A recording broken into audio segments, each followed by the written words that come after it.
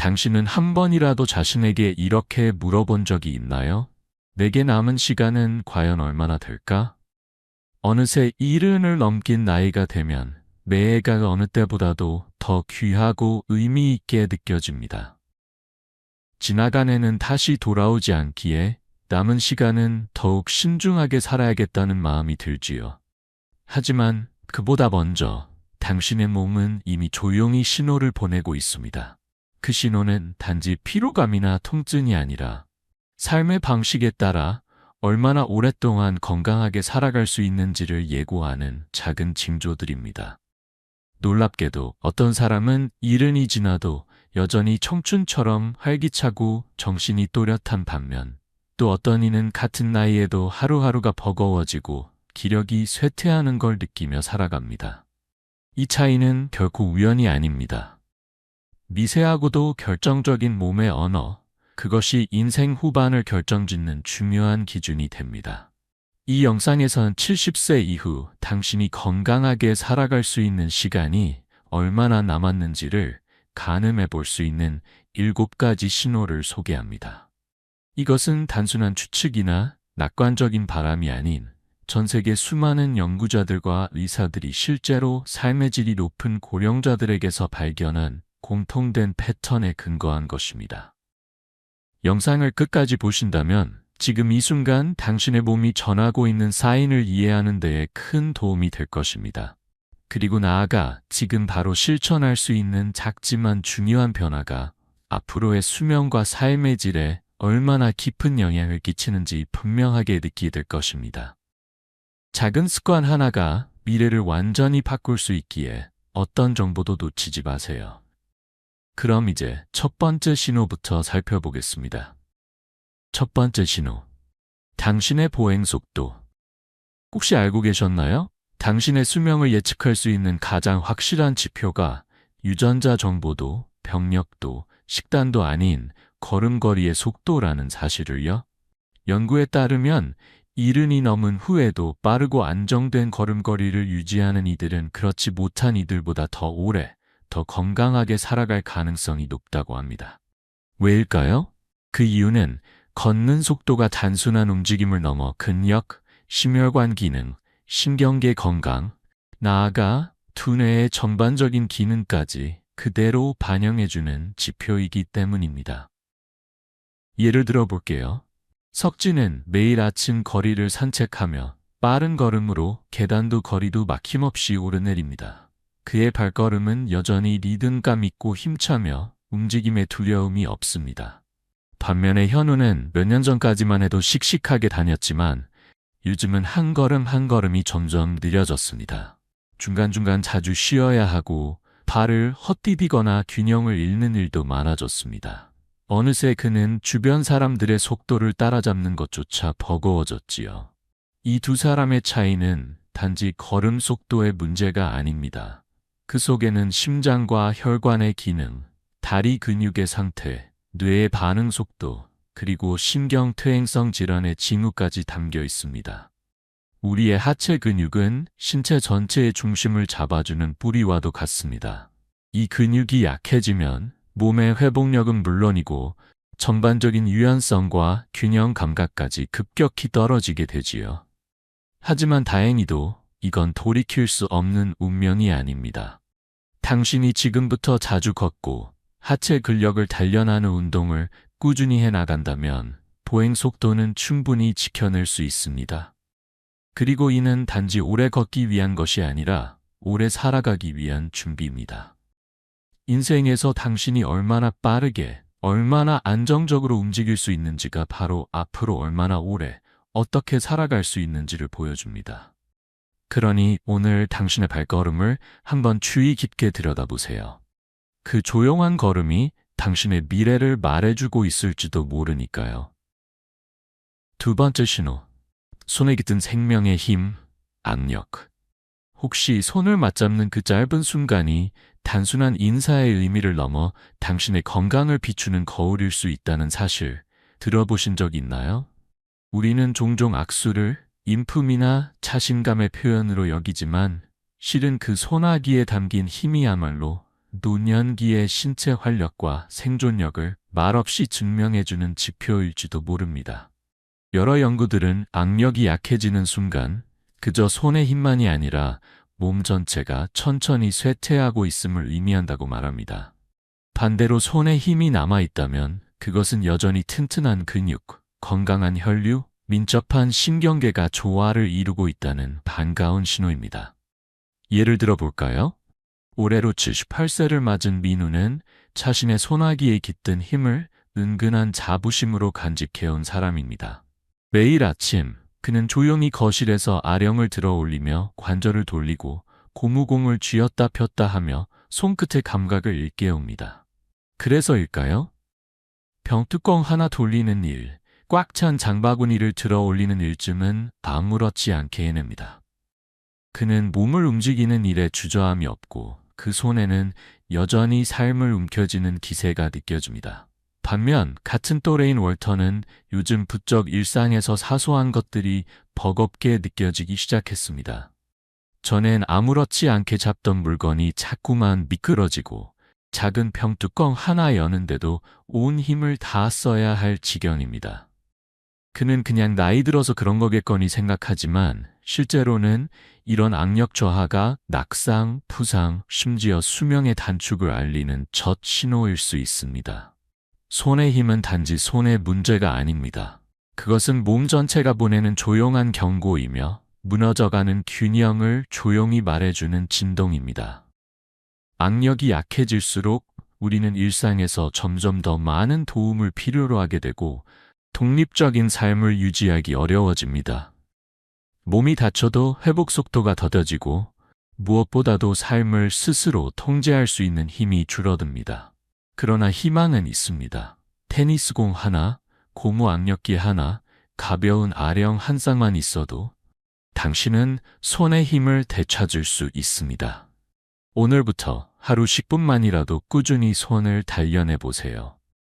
당신이 물건을 움켜쥐는 방식이 앞으로 인생을 얼마나 꽉 잡고 살아갈 수 있는지를 좌우할 것입니다. 그러니 자신의 손에 깃든 힘을 예사롭게 넘기지 마세요. 그 힘은 당신의 지금을 넘어 앞으로를 지탱하는 근원일지도 모르니까요. 세 번째 신호. 뿌리를 지탱하는 힘, 한 발로 서기. 우리 몸은 균형 속에서 살아갑니다. 하지만 균형이란 게 눈에 띄지 않다 보니 우리는 그것을 종종 소홀히 여기곤 하지요. 그러다 어느 날 갑작스레 중심을 잃고 흔들리는 자신을 마주하며 비로소 알게 됩니다. 내가 더 이상 똑바로 설 수 없다는 걸. 놀라지 마세요. 10초. 단지 10초 동안 한 발로 서 있을 수 있느냐는 질문이 앞으로 당신이 얼마나 건강하게 오래 살 수 있을지를 가늠해주는 결정적인 잣대가 될 수 있다는 사실 알고 계셨나요? 과학적 연구는 이렇게 말합니다. 균형을 제대로 잡지 못하는 사람들은 낙상으로 인한 큰 부상을 입을 위험이 훨씬 높고 그와 함께 인지 능력까지도 빠르게 저하될 가능성이 크다고요. 반대로 70세가 넘었어도 여전히 한쪽 다리로 몸을 안정적으로 지탱할 수 있는 이들은 더 오래, 더 건강하게 살아가는 경우가 많다고 합니다. 두 여성의 이야기를 들어볼까요? 영자는 올해 73세입니다. 그녀는 매일 아침이면 공원에서 걷고 일주일에 3번은 요가 매트를 펴고 몸을 유연하게 푸는 시간을 갖습니다. 그녀에게 한 발로 서 있는 일은 그저 매일 반복하는 스트레칭 동작 중 하나일 뿐 어려운 일이 아닙니다. 반면 또 다른 여성 은희는 같은 나이지만 상황이 다릅니다. 그녀는 운동이 귀찮아 늘 의자에 앉아 있는 시간이 길고 몸을 움직이는 것 자체가 버거워졌습니다. 한 발로 서려고 해도 곧 흔들리기 시작하고 무언가를 붙잡지 않으면 금방이라도 쓰러질 것만 같습니다. 그녀는 이것이 단지 늙은 탓이라고 생각합니다. 하지만 아닙니다.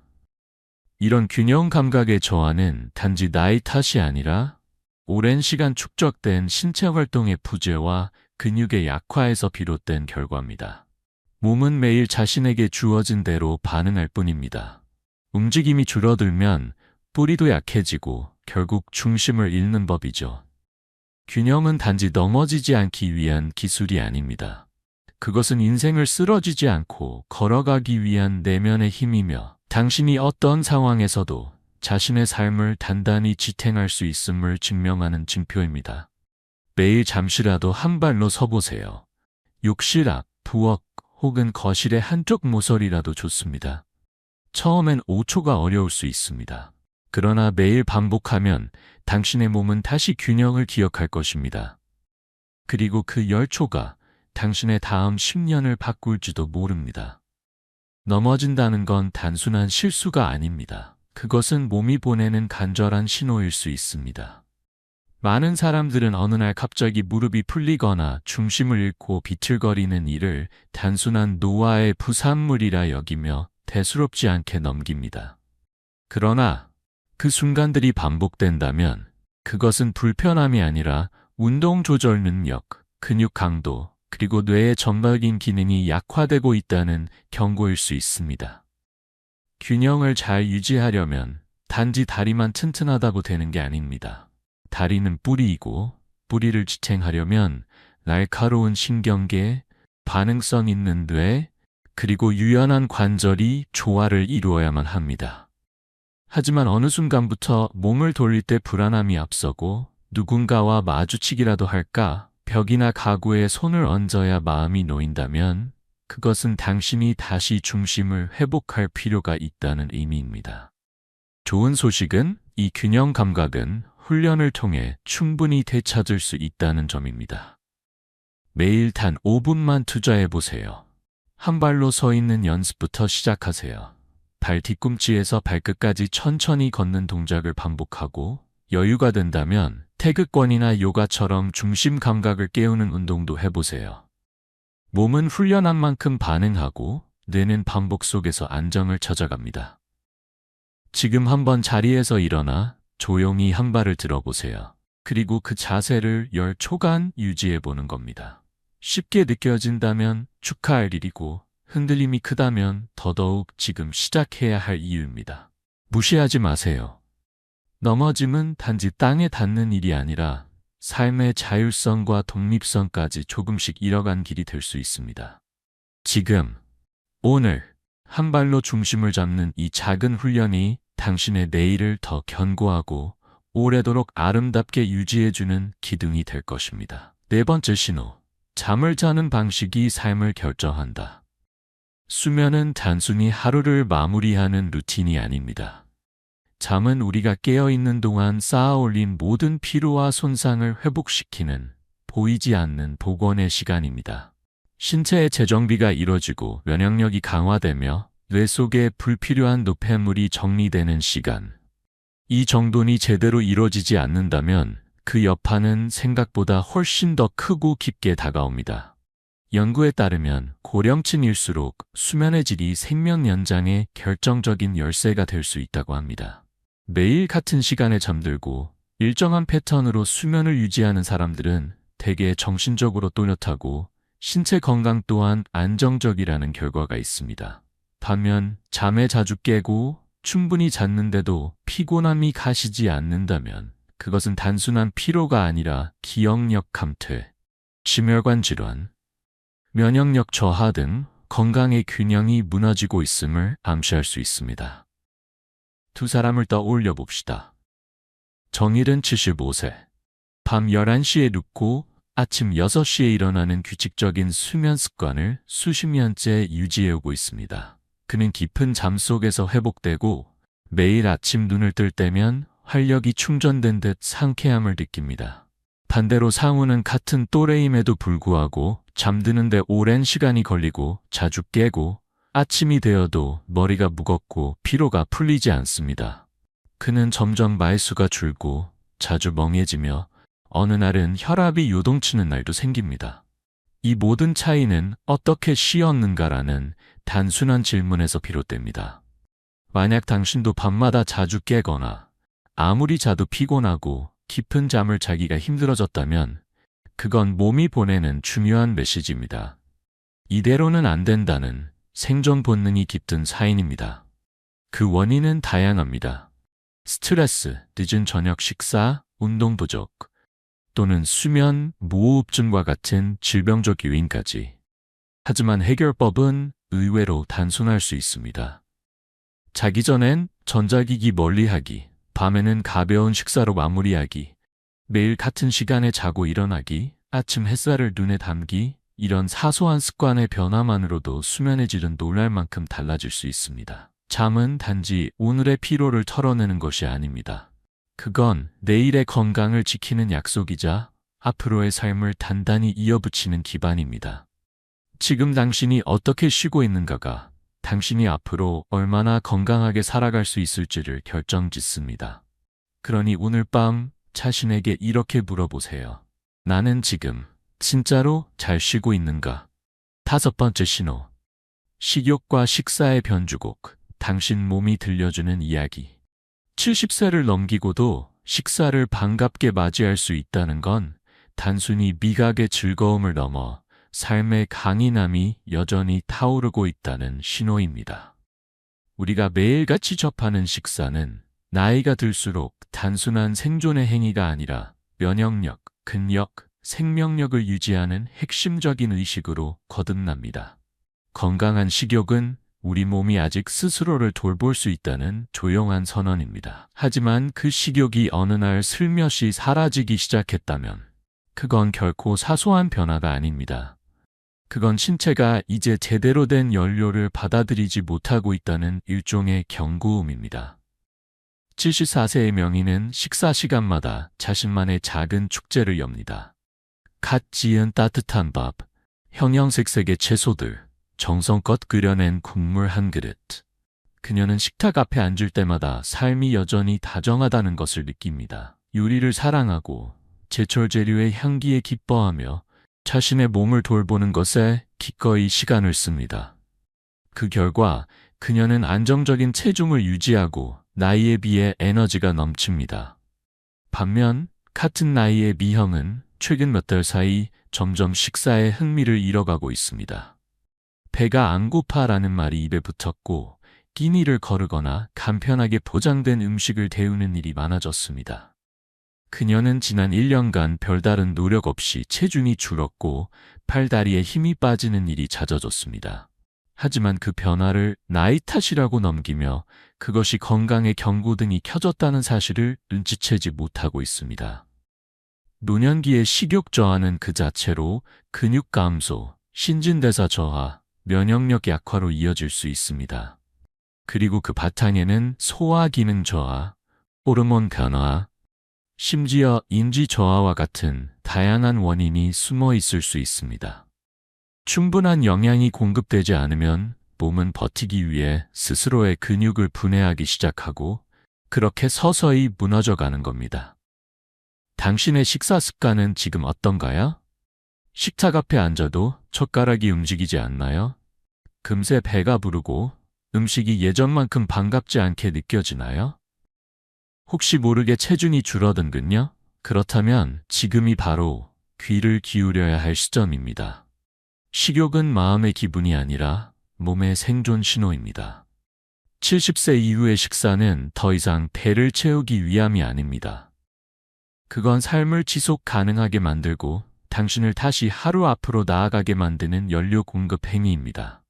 신선한 채소, 고른 단백질, 천연의 맛이 살아있는 자연식품을 식단에 채워보세요. 그리고 무엇보다도 식사를 하나의 치유의 시간으로 대하세요. 스스로에게 조용히 물어보세요.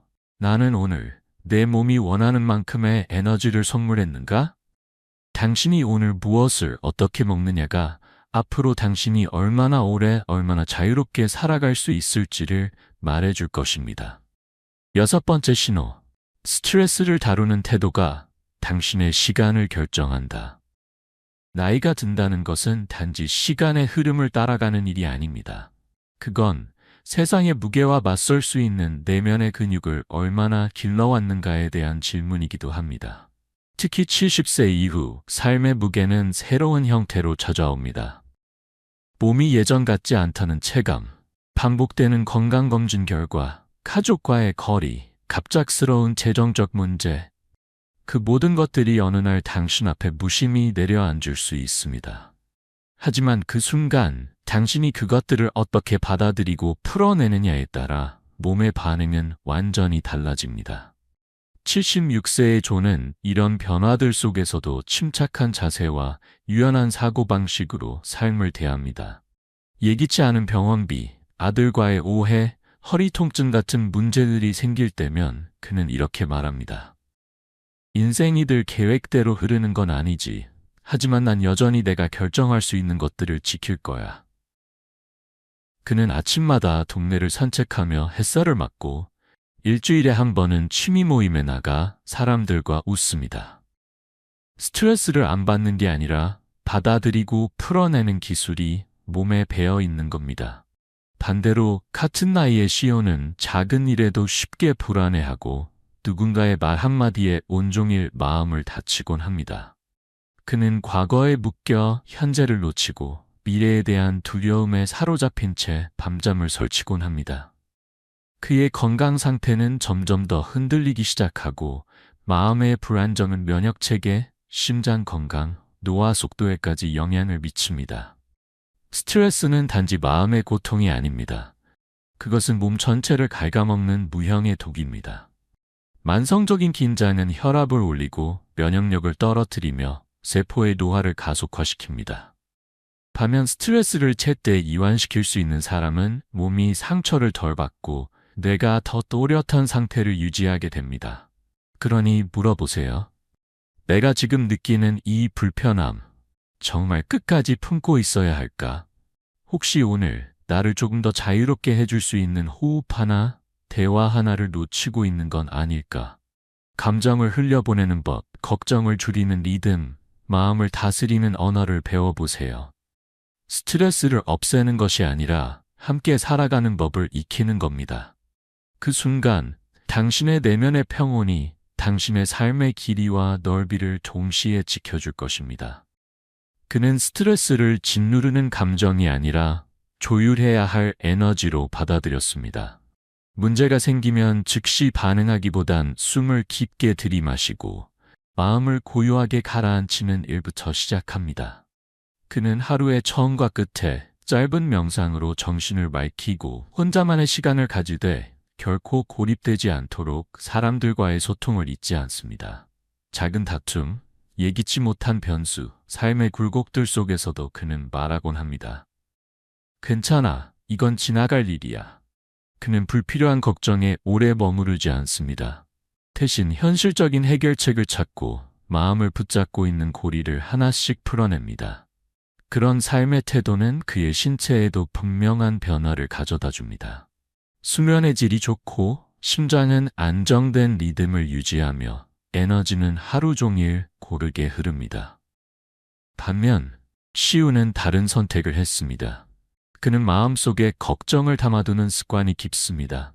당장 바꿀 수 없는 일들에 대해 끝없는 시뮬레이션을 돌리고 혹시라는 생각에 끊임없이 사로잡히며 사소한 일에도 감정의 중심이 흔들리곤 합니다. 자신이 스스로 통제할 수 없는 상황에서조차 끝까지 붙들고 놓지 않으려 애쓰다 보니 어느덧 마음은 다치고 몸은 경고를 보내기 시작합니다.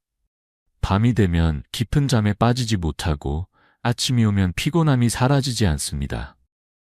혈압은 오르내리고 하루의 에너지는 반쯤 남은 상태로 흘러갑니다. 그의 몸속에선 눈에 보이지 않는 염증 반응이 활성화되고 있으며 이는 알츠하이머, 심장질환, 면역 저하 등 노화 관련 질병들의 문을 조용히 두드리고 있습니다. 만약 당신도 요즘 들어 사소한 일에 예민해지고 쉽게 짜증이 나고 감정의 파도가 가라앉지 않는다면 그건 절대 가벼운 문제가 아닙니다. 그건 몸과 마음이 동시에 보내는 쉬어야 해요라는 간절한 신호입니다. 지금이라도 시작할 수 있습니다. 명상, 스트레칭, 하루에 단 몇 분의 깊은 호흡, 혹은 소리 내어 웃는 연습. 이 단순한 것들이 당신의 뇌에 평화의 언어를 전달하고 스트레스로부터 회복할 힘을 되찾게 해줄 수 있습니다. 스스로에게 물어보세요. 나는 지금 어떤 태도로 어려움을 맞이하고 있지? 내가 통제할 수 없는 것들에 마음을 빼앗긴 채 정말 중요한 것들을 놓치고 있진 않은가? 균형을 찾고 차분함을 회복하고 감정을 건설적으로 다루는 능력은 단순히 심리적인 안정을 넘어 수명과 삶의 질을 결정짓는 가장 중요한 자산이 됩니다. 7번째 신호. 사람과의 연결이 생명을 이어준다. 나이가 들수록 우리는 한 가지를 더 분명히 깨닫게 됩니다. 건강은 몸에서 시작되지만 오래 사는 힘은 마음과 연결에서 비롯된다는 것을요. 70세 이후 얼마나 오랫동안 활기찬 삶을 이어갈 수 있을지를 가장 명확하게 보여주는 지표 중 하나는 사람들과의 관계입니다. 의학적 통계는 이미 이를 입증하고 있습니다. 지속적으로 누군가와 소통하고 함께 웃고 때로는 기대어 올 수 있는 관계를 지닌 사람은 그렇지 않은 사람보다 더 오래, 더 건강하게 살아간다는 사실 말이지요. 78세의 두 여성, 연하와 경숙을 떠올려 봅시다. 연하는 활기찬 사람입니다. 오래된 친구들과 아직도 생일을 챙기고 지역 도서관에서 열리는 독서 모임에 꾸준히 나가며 손주들과 영상통화를 자주 합니다. 그녀의 하루는 조용한 웃음소리와 반가운 인사로 채워지고 낯선 이와의 짧은 대화에서도 삶의 기쁨을 느낍니다. 그녀에게 사람은 단지 시간이 흐르면 사라지는 존재가 아니라 지금 이 순간을 반짝이게 만들어주는 거울입니다. 반면 경숙은 세월과 함께 점점 조용해졌습니다. 과거의 친구들과는 하나둘 연락이 끊겼고 자식들이 있긴 하지만 서로 바빠진 뒤로는 먼저 전화를 걸 일이 거의 없어졌습니다. 혼자 있는 시간이 늘어나면서 대화가 줄고 웃음소리 대신 TV 소리만이 방 안을 채웁니다. 그리고 어느 날부터인가 그녀는 이유 없이 마음이 가라앉고 예전처럼 몸이 쉽게 회복되지 않는다는 걸 느끼기 시작합니다. 그것은 단순한 노화가 아니었습니다. 그건 사회적 고립이 만들어낸 보이지 않는 병이었습니다. 외로움은 단순히 마음이 허전한 상태가 아닙니다. 그건 뇌의 활동을 저하시켜 인지 기능을 둔화시키고 면역 체계를 약화시키며 심장 건강까지 위협할 수 있는 강력한 건강 리스크입니다. 사람과의 교류는 우리의 뇌를 자극하고 스트레스 호르몬을 낮추며 행복 호르몬이라 불리는 옥시토신과 같은 물질을 분비시켜 신체적 회복을 도와줍니다. 혹시 요즘 누군가에게 먼저 연락하는 것이 어색하고 어렵게 느껴지시나요? 오랜 친구가 그리운데도 괜히 괘씸해하거나 멀어졌다고 느껴지시나요? 혹은 스스로 난 원래 혼자가 편해라고 자주 말하진 않으셨나요? 그렇다면 지금이 바로 손을 내밀어야 할 시간입니다. 가까운 이웃에게 인사를 건네고 예전 친구에게 안부 전화를 걸고 지역 모임에 조용히 얼굴을 비춰보세요. 당신이 말을 건네는 그 순간 당신의 뇌는 깨어나고 마음은 따뜻해지고 몸은 다시 생명을 향해 반응할 것입니다. 사람은 사람으로 회복합니다. 그리고 그 유대의 힘은 세상의 어떤 영양제보다 강력한 삶의 연장제가 되어줍니다. 혹시 요즘 들어 사람들과의 연락이 점점 줄어들고 전화 한 통 받는 것조차 부담스럽게 느껴지거나 혼자만의 시간이 무의미하게 길어지고 있지는 않나요? 그렇다면 지금이 바로 삶의 리듬에 작은 변화 하나를 더해줄 시점입니다. 늘 누군가와 함께하지 않아도 괜찮습니다. 중요한 건 작은 연결의 실을 끊지 않는 것. 그 끈이 당신을 다시 세상과 맞닿게 해주기 때문입니다. 예를 들어 오랫동안 소식을 주고받지 못했던 친구에게 가볍게 안부를 묻는 전화 한 통, 혹은 관심사가 비슷한 사람들과의 소규모 모임에 참석해보는 것, 또는 누군가와 진심 어린 대화를 나누는 습관을 들이는 것만으로도 당신의 삶은 조금씩 따뜻하게 움직이기 시작할 수 있습니다. 오늘 당신이 맺는 관계는 단지 행복을 주는 요소가 아닙니다. 그것은 당신의 건강을 지키고 무엇보다도 더 오래도록 더 활기차게 살아가게 해주는 힘이 되어줍니다. 이제 우리는 7가지의 중요한 신호에 대해 함께 살펴보았습니다. 자, 이제는 스스로에게 조용히 질문해보는 시간이 필요합니다.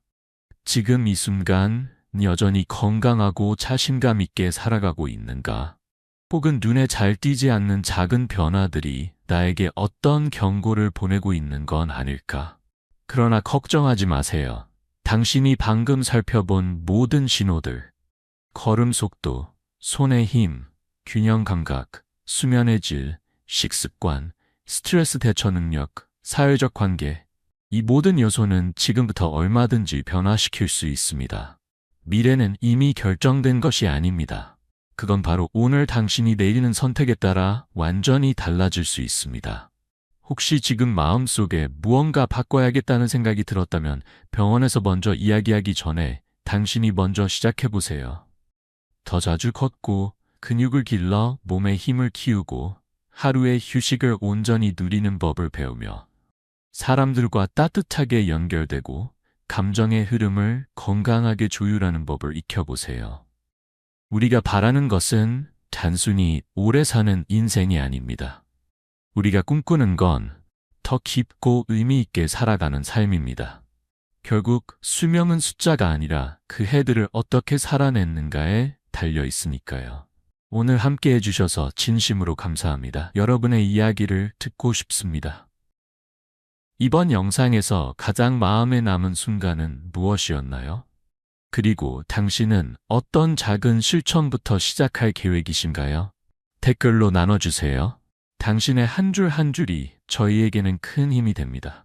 만약 오늘 이 영상이 조금이라도 도움이 되었다면 좋아요를 눌러주시고 구독과 알림 설정도 잊지 마세요. 당신의 응원이야말로 저희가 더 좋은 정보와 영감을 전할 수 있는 콘텐츠를 만들어가는데 가장 큰 원동력이 됩니다.